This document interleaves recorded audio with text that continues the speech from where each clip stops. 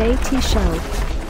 What's going on, you sexy beasts, and welcome to another episode of the Smash JT Show, a discussion-based forum where I talk about divisive issues in the video game industry, throw them out there to you guys after giving my opinion, and come to some sort of conclusion as to how people are feeling about each individual situation. Before I get started this week, I want to throw out a quick thank you to everybody who's subscribed to me. Recently crossed over 5,000 subscribers, and it means the absolute world to me. Thank you everyone for your patronage, coming by and showing your support. It's what keeps me going, so thank you. And with that being said, let's just jump right into it. To kick things off, Fortnite is in the news once again. Well, actually, the creator of Fortnite, Epic Games, is suing one of the QA testers.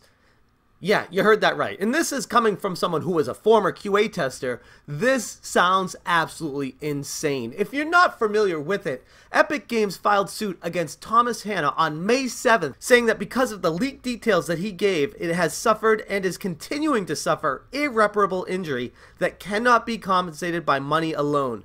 Epic's complaint seeks punitive damages under state and federal trade secrets laws, plus attorney's fees for bringing the action. Hanna's defense asked the judge to toss those claims. If you're not familiar with the lawsuit, what basically happened was Thomas Hanna had given information to a third party who's not named in this lawsuit, and they said that this third party was hammering them with questions, and it was more like a guessing game, and they were just throwing out random answers that happened to be right on target. And what happened was, when these answers got filed to a subreddit and spread like wildfire, all the secrets that are happening with Fortnite Season 4, with the meteor coming down and what it was going to hit, were all disclosed way early. Epic said that Hanna provided that secret information among a lot of other stuff, including Season 4's superheroes theme, to an intermediary not named as a defendant in the lawsuit, who then published them to a subreddit. The text of this post and the account that created it have since been deleted, so you can't search it anymore in Reddit, but the damage was done,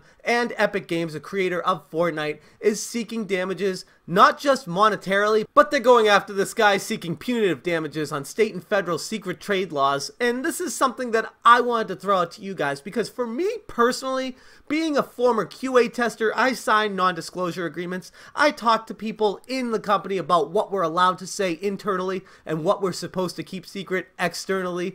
And these things were pretty straightforward. When I was working at Sony, I'd have the PlayStation 3 at my desk, and this is before the final image of the PlayStation 3 was even surfaced. And they said if anyone took a picture of that PlayStation 3 and posted it on MySpace or showed it off to people online, that you would be fired immediately. But that was as far as I felt like they would be going with that. And now that we got with Fortnite here and they're seeking punitive damages against this game tester, personally, I think that's going a little bit too far, because first off, it was through an anonymous source on Reddit. It was neither confirmed or denied. It ended up being correct, but not everybody knew if it was going to be right or not when it first debuted. It was just a rumor, just like everything else seems to be a rumor before it hits the press and it gets officially announced these days. We're not sure what's real and what's not until the official word comes from the company. So I'm not really sure how much damage a QA tester could really do to the overall structure of an actual game, in this case Fortnite. I'm not really sure going after them for punitive damages is the right move to do. I mean, maybe I'm a bit biased because I'm a former QA tester and we got paid basically peanuts to do all these crazy work hours and test all these different things on all these games. And going after someone and destroying their life because they gave away a few secrets about a game Season 4, I don't know. I really don't feel like that's the right way for this to be headed. And I feel like because Fortnite is so popular and the crazy amount of money that they're raking in right now, they're getting a little bit cocky. I feel like if the game wasn't that big of a deal, if people didn't care that much about it, I don't think they'd even be going after this QA tester. But since there's so much money involved and it's so popular in the video game space right now, they're going after this QA tester. And I don't know if that's necessarily fair. But I want to throw this question out to you guys. I'd be interested to hear. Do you feel like it's fair for a publisher to go after a QA tester for punitive damages, lawyer fees, and all these other things they're accusing them of just because they hit up a subreddit and gave away a few secrets about the game? Is that fair? Maybe it is. Maybe I'm totally off base. Let me know in the comments. Next up, we have Australia in the news talking about how they're going to accept games going forward and what they're reviewing right now as far as mature rated games and what's acceptable and what's not. And the game on the docket for them right now is We Happy Few. which many of you may already know involves taking drugs to advance levels in the game. And this is something that is banned in Australia because they feel like playing a video game directly correlates to real life. And what you do in a video game, you're going to stop playing and start doing in real life when you put the controller down. What it comes down to in Australia for the ratings and what's acceptable to be sold or not, basically is saying video games are classified as toys, not a form of media like a movie. So they classify it totally different, and video games are inherently made for kids. And the way Australia looks at this is because video games are for kids, they're not going to let certain games into their country to be sold because they don't want kids playing games that involve taking drugs to go up levels. At least that's the way it used to be. But news just came out recently that Australia's classification board is re-evaluating We Happy Few to see if it's something that they would accept into their country for sale for people to purchase and play. This is monumental for the entire country of Australia because in the past, they wouldn't even consider looking at a game like this. But because of the social pressures and everybody in the rest of the world playing these games, Australia's kind of seeing that and maybe reevaluating their stance on video games. Even after they have an actual R18 plus rating put into place, the classification guidelines apparently still assume that grown adults are not mature enough to play a game which has depictions of drug use tied to in-game incentives and rewards. Obviously, in the case of We Happy Few, the drugs are not painted in the positive light. Even if you take the happy drugs, the whole world is a very serious tone, and things that happen in the game have direct consequences to what you do as far as taking drugs and what happens afterwards. So they do have some legs to stand on as far as how they feel these might affect people's mentality. But then again, countless studies have been made proving that the use of video games does not directly tie to the use of drugs or anger management or frustration. These are deep-rooted issues on a lot of people that would exist regardless of if they played video games or not. This is a really good thing for the industry, and I believe, like I said, a monumental step forward. Even reevaluating it, depending on what happens with that reevaluation, goes a long way with what Australia stands for and what they're going to be accepting in the future for video games. But I want to throw that out to you guys. Do you feel like Australia's classification board is way over the top with how they rate games and not allow certain games into their country for sale?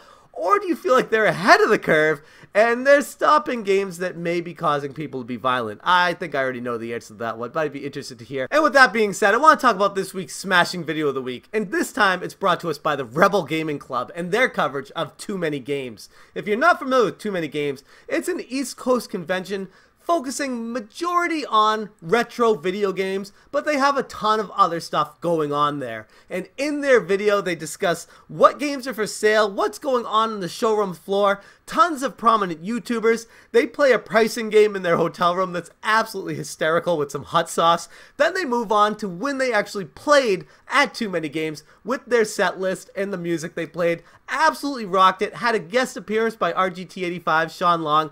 A really fun video. Strongly recommend you guys checking that one out.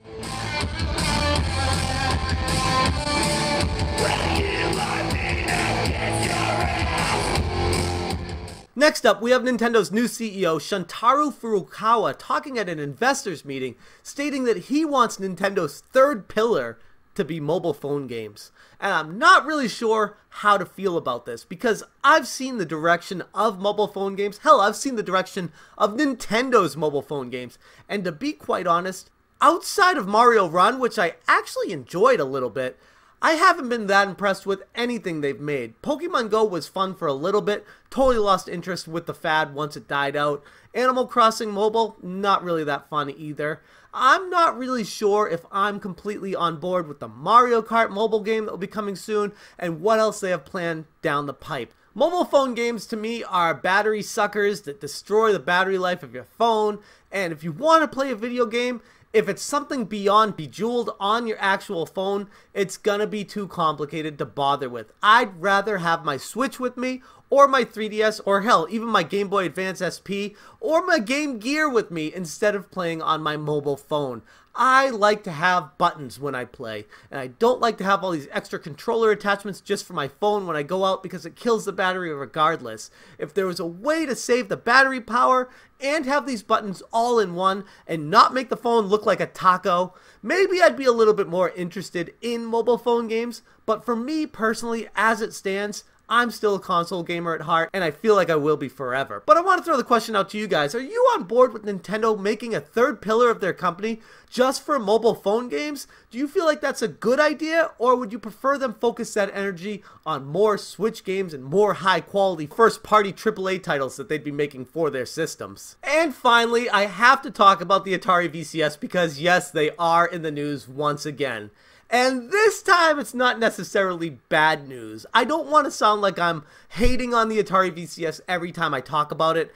It was just more because every story lent itself to being scammy. I would be taking the approach of this doesn't seem very legitimate, and everything that's led up to this point at the company, or the shell of itself of what it is right now and the owners who purchased the name rights of it, are nothing to what the original Atari was. So I have a lot of questions surrounding the Atari VCS.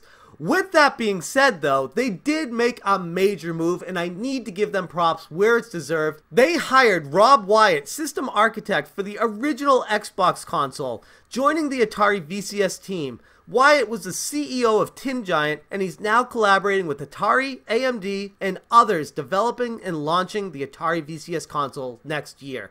So apparently, it is moving forward. This is great news for anybody who is interested and holding out for the Atari VCS. But by no means should you say this is a sure thing happening.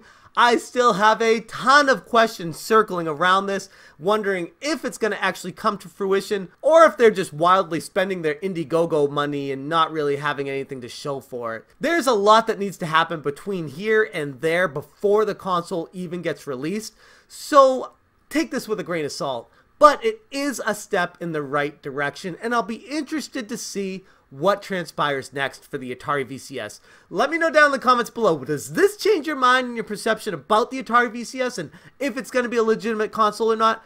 Or do you feel like no matter what they do, it's a scam and all this is just fluff trying to fly under the radar so that they can make more money from the Indiegogo campaign?